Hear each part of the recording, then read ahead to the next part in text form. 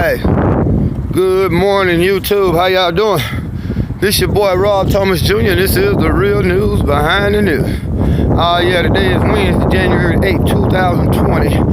And before I go off into this brief video topic that I want to talk about, I want to thank all y'all, man, for subscribing to our channel. We just reached our 1,000 subscribers. Now, I was trying to do this video live, but YouTube is saying, you know, I'm still ineligible.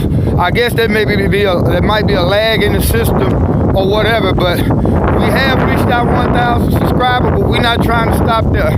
Keep sharing our videos and, you know, keep hitting that like button, you know what I'm saying, so our videos can rise up in the algorithm, so, you know, YouTube have no choice but to keep, let us keep our subscribers and put us out there so when people search for it, we can be easily seen.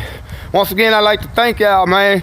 I don't like to say followers, I like to say subscribers, because you're not followers, you all are leaders who just so happen to think different than everybody else. So we all in the same pool. I'm no better than nobody else, but once again, I thank y'all.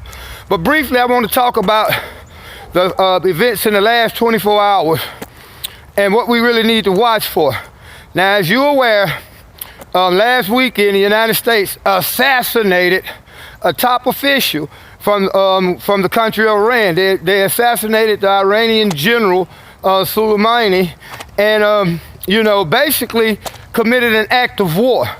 First of all, what Trump did by ordering that strike was illegal because he did not have authorization from Congress to do what he did. Because in order for him to do what he did legally, he would have had to literally declare war. Because it's under international law, what he did was commit a war crime. You know what I'm saying? There was no declaration of war, meaning that he had no reason to assassinate Soleimani. Now, you got to understand what was really going on. Saudi Arabia reached out to Iraq and said, we need y'all to talk to Iran so we could try to make peace. So the Iraqis reached out to Iran, and Iran sent Soleimani to Iraq in order to meet with Saudi Arabia's officials. So they were trying to talk about peace. You see what I'm saying? And Donald Trump assassinated him. Now, Iran last night responded and retaliated by sending a missile strike over to two military Air Force bases in Iraq that's held and that basically owned by the United States. I think they say they launched up to 36 missiles. Now, what happens next? Well, since no American personnel was killed or injured, everything should be squashed right now. It's like an eye for an eye. You did this to us, we did this to you, but we letting you know, Iran is like, we letting you know, don't fuck with us. We're not Iraq, we're not Syria, we're not Yemen, we're not Lebanon, we're not Libya. We're not gonna have it. You come for us, we coming back at you. So right now, tensions should be eased a little bit. But the thing that you really gotta watch for is the false flag. And Israel is known for creating false flags.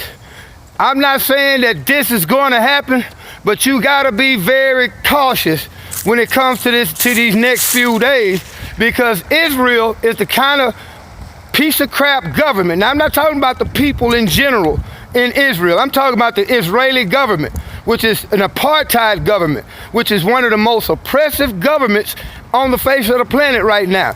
Look at what they're doing to the Palestinians. Now, Israel has a long history of creating a false flag.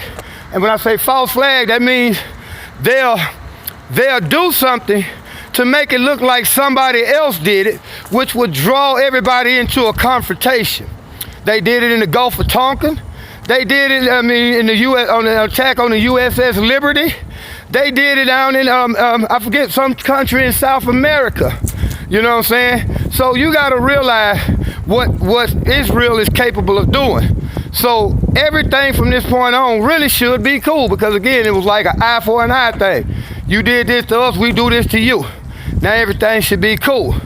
So I just want y'all to be prepared that if you see a bomb that is allegedly supposed to come from Iran and hits one of those military bases over there and soldiers are actually killed, you got to realize I don't think it's going to be the Iranians, because the Iranians are like, wait, you know, we cool for right now, but we still reserve the right to defend ourselves or retaliate against unwarranted aggression. So again, you got to watch for the false flag in Israel, because Netanyahu really wants to get this war kicked off so that he can basically have cover from the corruption charges that he's facing. Trump wants this war kicked off so he can act like he's a hero during the upcoming election here in America. So beware of that false flag, y'all.